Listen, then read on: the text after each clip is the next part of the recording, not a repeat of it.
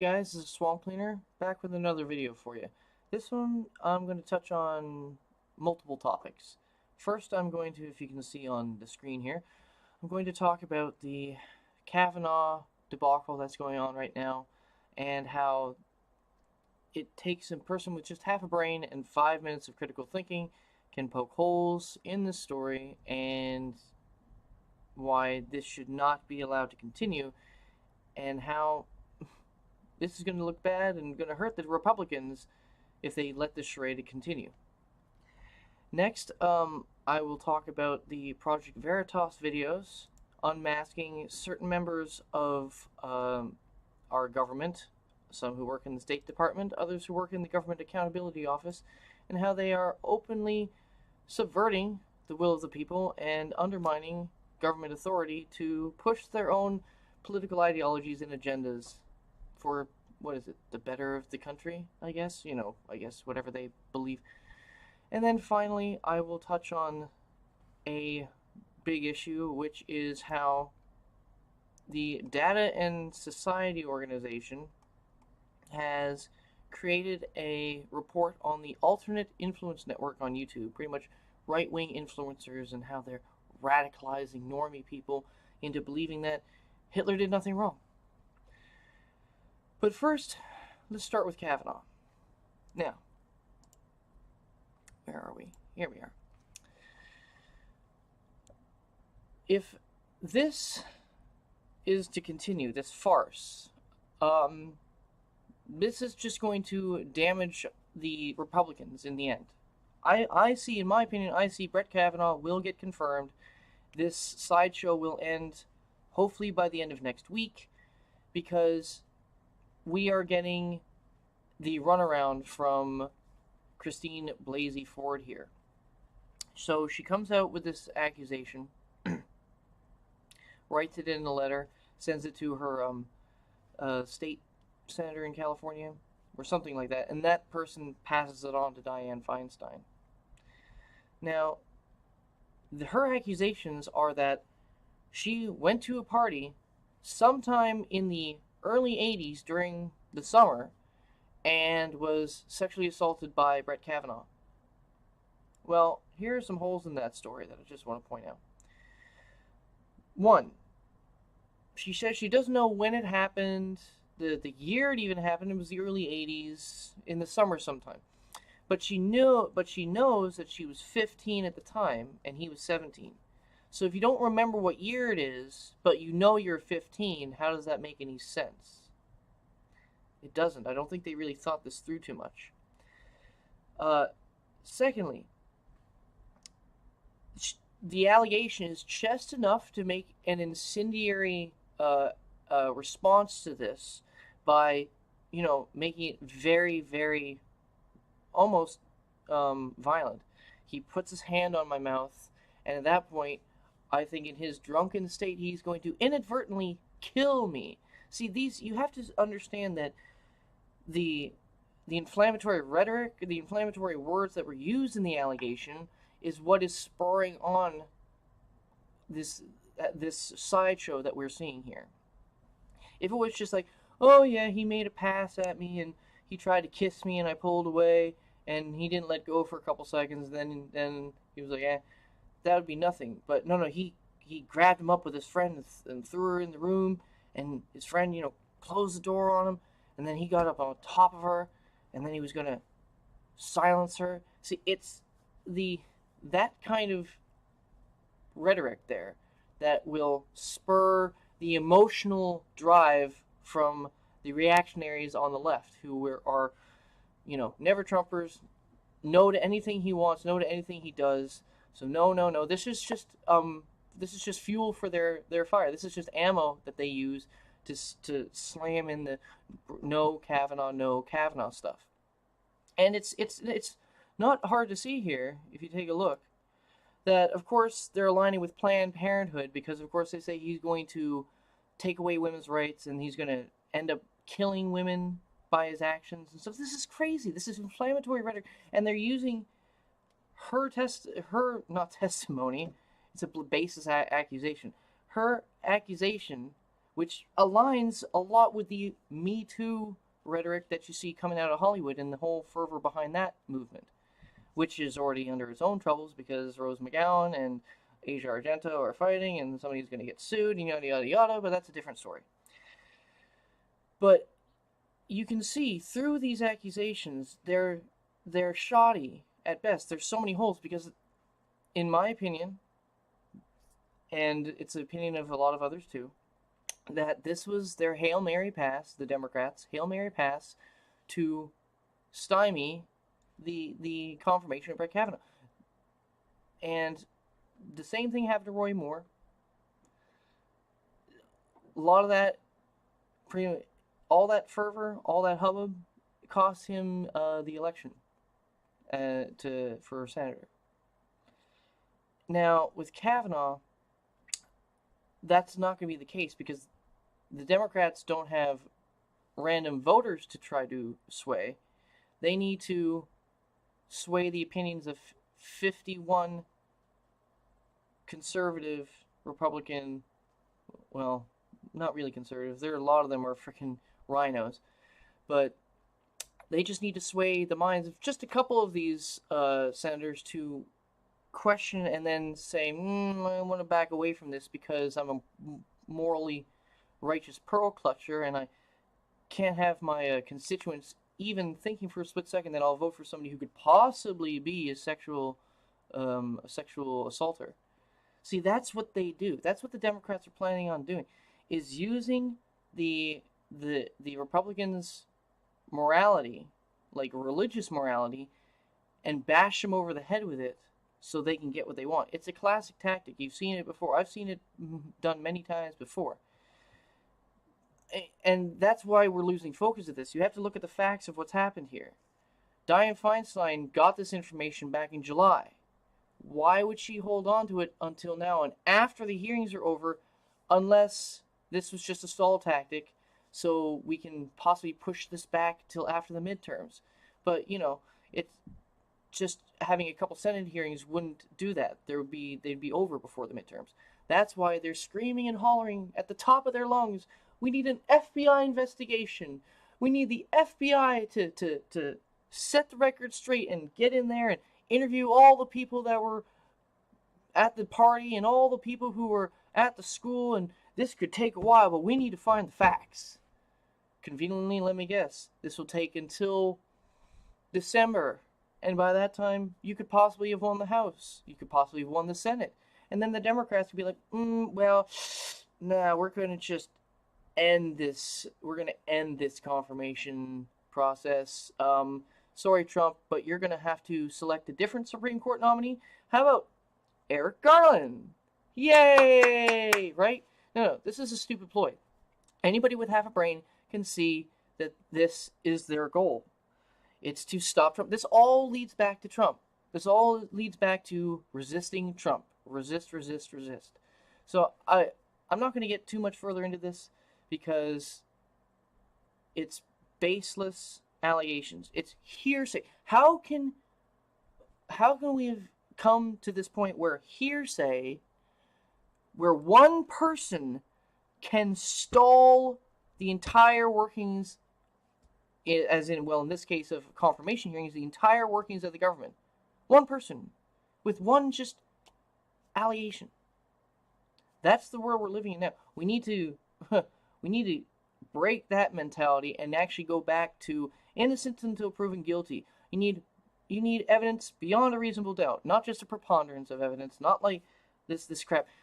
And another thing, the only witness there, Matt Judge, says this didn't happen. So you have two people saying it didn't happen and one person saying it did. That should mean that 2 against 1, you take the word of the 2 over the 1. That's what happens in schoolyard fights. That's what happens in investigations. You get corroborating evidence. You get people's stories. If stories match up, or if an alibi matches up, you got a witness that says, yeah, that didn't happen. You go with that because that is the more credible evidence. That's the more credible story, that nothing happened. When 2 people say it as opposed to 1. Now, I mean, there's more to it. Like, she's a psychologist, and you could get into whether or not, with under emotional stress and something like that's such a scarring incident that happened. You think somebody would remember exactly like the date and time that it happened, who was there, where she went afterwards. But no, all that's missing. All we have is they were drunk. I knew it was them, and he tried to sexually assault me, and that was it. But there's no corroborating evidence. There's no corroborating information, I should say, that makes that story more plausible. That makes it, a logical story. So I mean, there's no logic to this. There's no evidence. Just hearsay. So how this is allowed to continue, I do not even know. And what's worrying, let's get back to these Republicans, these pearl clutching Republicans such as Jeff Flake or Corker. They are going to be the ones that if they cuck out on this, they're screwed. They will be voted out. And maybe it's a good thing, because I think we need to get a lot of these staunch, and in my opinion, always from the bat, never Trumpers on the Republican Party out of the way. Gone. Bye. Because they are obstructing almost just as much as the Democrats are. But let's move on from Kavanaugh, because I think this whole sideshow debacle is going to be done hopefully by the end of the week. Next week, I mean. Grassley should just be screw this. She doesn't want to come talk on Monday. She has all these stipulations. No, we'll only talk if there aren't any questions from lawyers, and if only the committee members get to do the questions, and Kavanaugh can't be in the room, and Kavanaugh has to testify first, so then I can refute anything he says. Okay, see, that's how they're setting it up. They want to have Kavanaugh on the defensive every single step of the way. Why is that?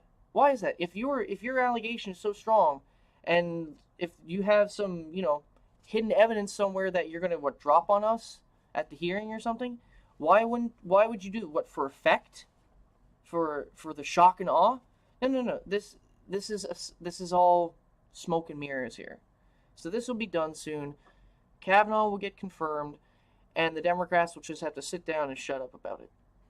Now let's move on to the deep state. Well, technically, it's not really the deep state. It's rogue employees in the government who are actively subverting the administration and subverting the rule of law, because they are a bunch of socialists. These people want to fundamentally change the society, the principles of America. This guy right here, Tarjan Subramanian, sorry if I butchered his name, but he literally says, yeah, we want to destroy, we got socialists, we got communists in here, Trotskyites, Leninists working in our government accountability office, and yeah, we want to destroy capitalism. Yeah. You are screwed, sir. Thank you, Veritas, for getting into these offices. I swear, I don't know how they did it, but they must have had some reporters get embedded into the State Department, get embedded into the Government Accountability Office. They must have actually gotten actual people who are government employees or became government employees hired. Like, there was this journal, we need you to get on the inside, get hired. So somehow they must have gotten a good resume, or they already had that, or they recruited patriots who are in these offices to actually find out these moles and weed them out. And I think they did a good job, because we got ourselves this guy here from the Government Accountability Office who openly says we want to destroy capitalism. And then we got this loser here from the actual State Department who says, we need to resist everything. We need to screw everything up, fuck shit up on every level. I mean, they do it in the face of their supervisors by being vague, and and they give you half answers, and they'll just hide their paper trails. These people are violating the Hatch Act, which means they are when they're on government time and they're supposed to be working for the government, they're working for their own ends or their own political ends, like their party that they're affiliated with. Yeah, these people need to be arrested right now. And I guarantee you, this video was put up 2 days ago. This guy right here, Stuart Carafa, is probably already been suspended without pay or has been fired. Hopefully one of the two has happened, but we're not going to see that info for a couple weeks if it's true. But in some cases, they work on slowing down. In one office, they will slow roll people's food stamp benefits recipients, like receiving or sending out the money to them. They're slow rolling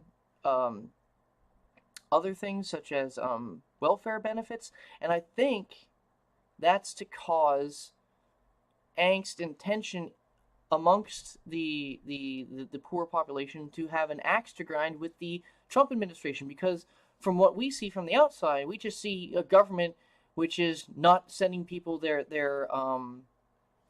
food stamps, but it's actually a freaking socialist embedded inside our government, openly, like, in an act of treason, going and screwing up the works, throwing a monkey wrench in there to undermine the effectiveness of the government. And the effectiveness of the government is pretty funny. The government is kind of screwed as it is. Government's horrible. Like, you don't want to contract the government to do anything because it's going to be over budget and overdue. I'd rather take Trump's strategy of, I'll come in under budget and ahead of schedule. I'd rather take those two than how the government's been running previously. But remember, Trump is trying to change that stuff, but you have people like this guy right here, who are resisting everything and are actively working against the administration, against the government. So these people need to be weeded out. More people, I hope, will be weeded out. I'm waiting for more and more videos to come out. Hopefully there will be a few more from Veritas, but I'll be looking closely at these. But guarantee you, this guy and the other guy, they've probably already been suspended. We just don't know about it. So let's move on to another topic, which is, I believe, on the overall arch of things, in the long run, going to be very detrimental for people like me and Stick Saxon Hammer, Carl Benjamin, Sargon of Akkad, I mean, like James Alsop, all these other people, and you can see them all here, Stefan Molyneux, you can see all these people in the web of conspiracy. It will stop this here, will help the big tech companies justify their censorship, so we will be shut down, so we can't bring you the information like this and this. That is why I think this is a big fish, this is the main fish that we need to fry right now. Because this report is completely inaccurate. First off, this graph is not a good representation. It's libelous at best. It's slanderous, because it says that all these lines that connect to these certain people, they've all collaborated and worked with each other and like guested on each other's shows or on their streams or been on their channel at some point, which is sorely not true. You can take a look at Tim Pool's video from the other day where he explains exactly that. I had a link from Tim Pool to some black guy, or Tim Pool to James Alsop. Never worked with them, never done anything. But no, they're linked because, they're all a part of the web, because even if they're not really linked, they're still, by proxy, propping up this alt-right rhetoric that needs to be silenced. So we're just going to lump everybody in who even for a second questioned leftist indoctrination, and we're going to lump them all in the same group, and low info people are going to be, oh my god, these people are all connected to these Nazis like Richard Spencer and Mike Enoch. Oh no, whoa, crap. We can't let that happen. And this is exactly what the low info people, and this is my next point, which is, I think, really important. Low info people. Who are these low info people that I'm trying to talk about?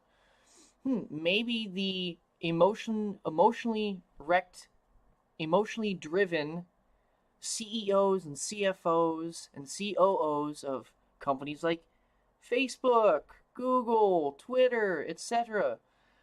Like, you guys all saw the other month, or a couple weeks ago, when the leaked video of the Google Hangout session after the election in 2016.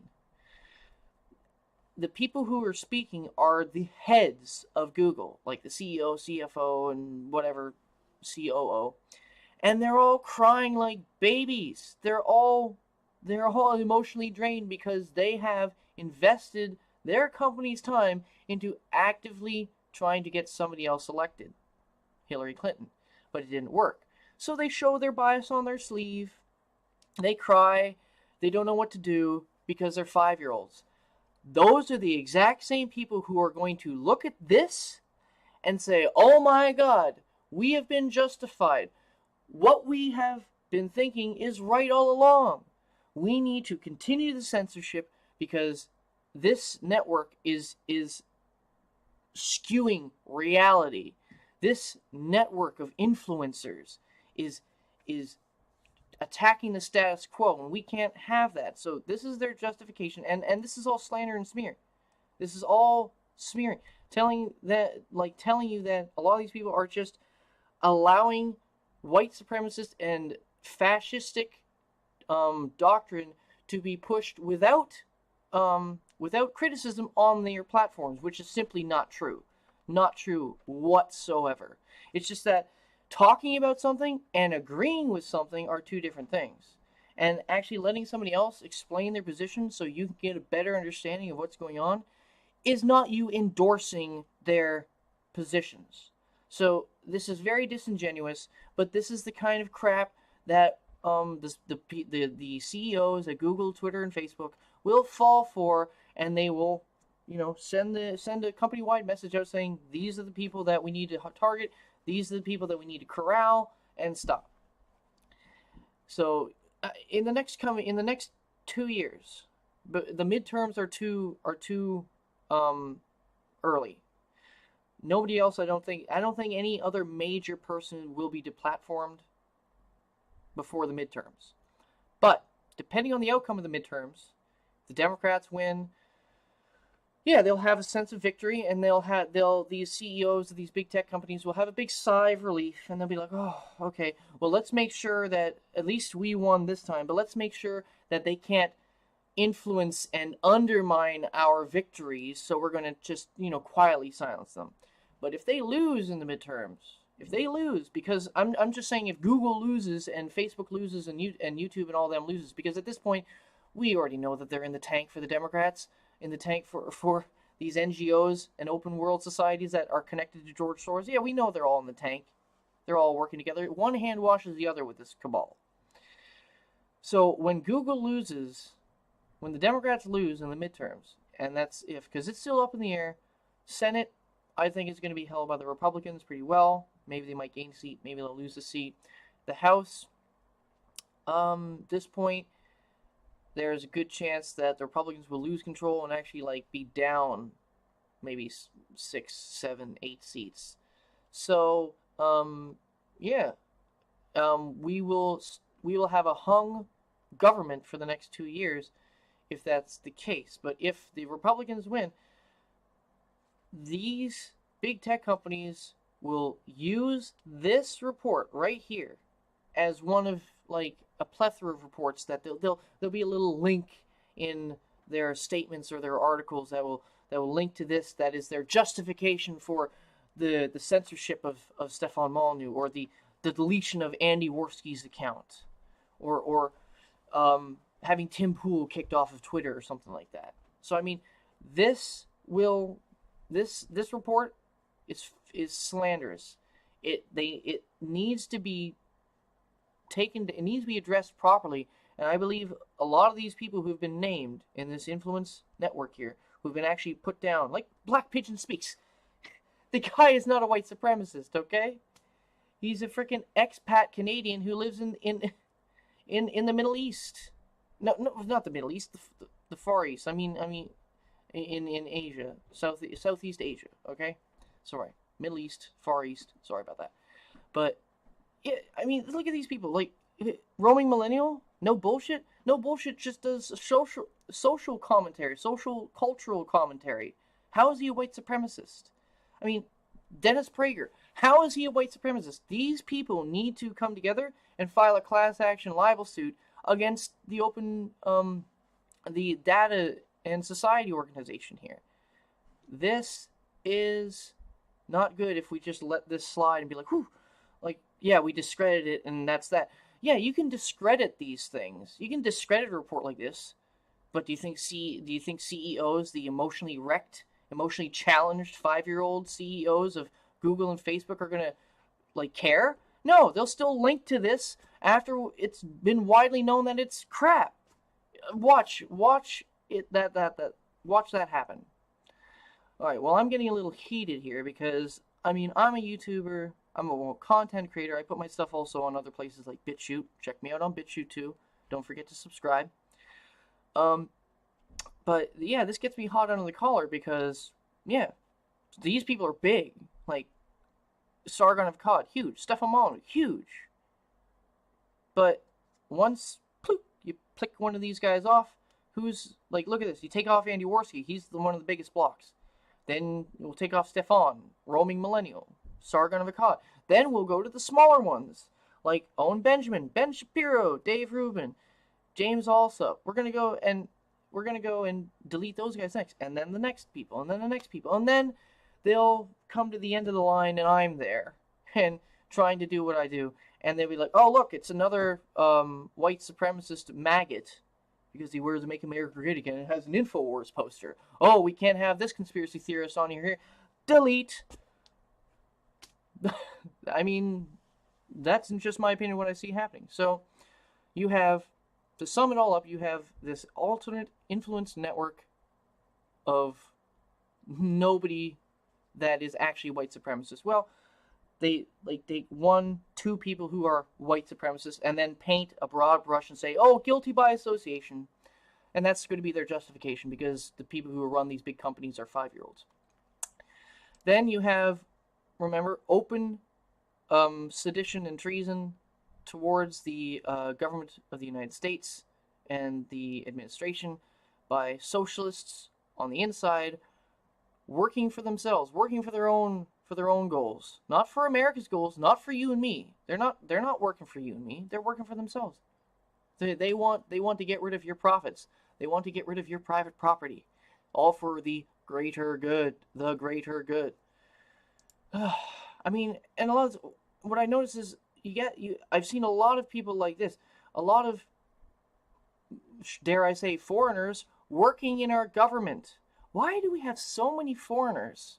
Either it be first or second generation foreigners working in our government. Like, is it like, can't we get actual, like, born and bred Americans in there? But no, I can see why a lot of foreigners would be socialists because they don't come from countries or cultures that actually, respect freedoms, respect liberties. They're just used to government authoritarianism. So they're just trying to implement what they know. I mean, they just want to get comfortable with what they know, which is socialism. But I'm not comfortable with that, and I don't think you guys are either. And then finally, the bullshit that is the Kavanaugh accusation. You knew you were 15, Christine, and you knew he was 17, but you don't know what year it happened in, and you don't know what day, what part of the summer, what time, where it happened, who was with you, where you went afterwards. That's all up in the air still. Come on. Knock it off. Stop with the low-down, dirty tactics and stop using the religious morality of Republicans to bend them around like a pretzel to get what you want. That is slimy. That is disingenuous. And gets under my skin. But anyway, that's just my opinions for this. I mean, pointing out idiocy. It almost seems like it's going to become a day-to-day thing now. I mean, it is a day-to-day thing. It's going to be an hour-to-hour thing. That's why we need to be on here myself and other YouTubers, other people with like minds, to get on here and call out the bullshit. Call it out. But the powers that be want to stop that from happening. So they slander us as alt-right, bad, radicalizing influencers of the normal people. See how this is all connected? Like, I mean, you could have completely unrelated stories, but there's an overarching connection that brings it all together. And I see that. I see it so often. Especially when it comes to social justice. It's just a cookie cutter argument. You can replace, when it comes to feminism, you can replace like girl, like when it comes to feminist arguments, you have girl, but let's say it's racial arguments, you replace girl with black. Or if it's immigration arguments, you replace black with undocumented immigrant. And then you just say, oh, they're oppressed and the system is against them. It's the same argument, just replacing the victim. So I mean, it's shallow. It's a shallow argument. They haven't thought this stuff through. They're just repeating the mantra. But it's a very effective emotional argument, which will bend people who are not strong-willed into agreeing. So you have to stand firm. We have to stand firm, because we cannot allow emotionally weak-minded individuals to run roughshod over like Western society, Western culture. I mean, we need to make a stand, and hopefully in November, the Republicans can retain the House and the Senate, and we can push forward with Trump's agenda to make America great again. But I think I'm going to end this here. This is a Swamp Cleaner. Just don't forget, I'm on BitChute. Hop over there and subscribe. I'm also on Minds, and I'm on, well, not Facebook anymore. I deleted my Facebook about a couple months ago now. It actually feels pretty good. But yeah, I'm on Minds, Gab, BitChute, and of course YouTube. Check it out. Drop a like, drop a subscribe, much appreciated, and I will see you guys later.